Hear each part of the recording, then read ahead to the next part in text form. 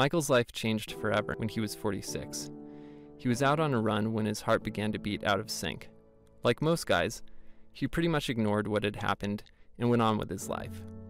9 months later, he was being rushed into emergency surgery at the Mayo Clinic. Since then, he has had at least 6 heart surgeries and too many other heart-related procedures to count.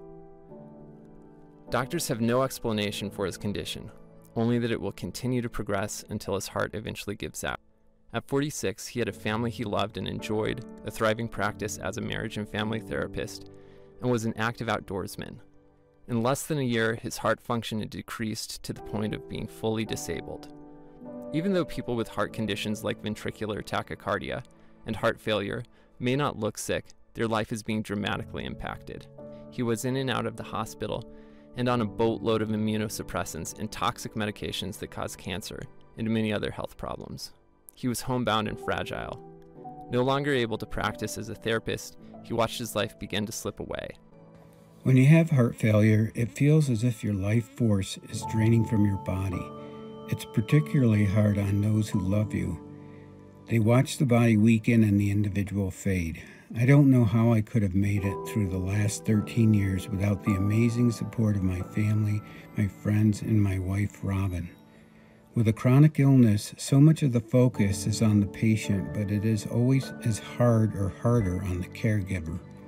Robin has been my main support for all these years. I truly believe if it wasn't for her, I would not be speaking these words today. I have always known she is the love of my life and my true companion, but what the situation had demanded from her is to go above and beyond what is humanly possible for many people. She has had to endure not only her own terror and loss of her dreams, plus losing me, but also helping me find the strength to bear up under severe circumstances and find my will to live. For that, I will be forever grateful. In March of 2021, the doctors at Mayo Clinic told Michael that heart transplant was his only option. He is now listed for transplant at Cedars-Sinai in Los Angeles and UC Health in Denver. A call could come any day. Getting a heart transplant is rare, terrifying, fascinating, complicated, and expensive. The average cost of a heart transplant before insurance is around $1.5 million. Insurance covers much of that, but there are always copays, travel costs, the cost of living in another location, and anti-rejection medications. Even with insurance, the out-of-pocket expenses are beyond the means of most people.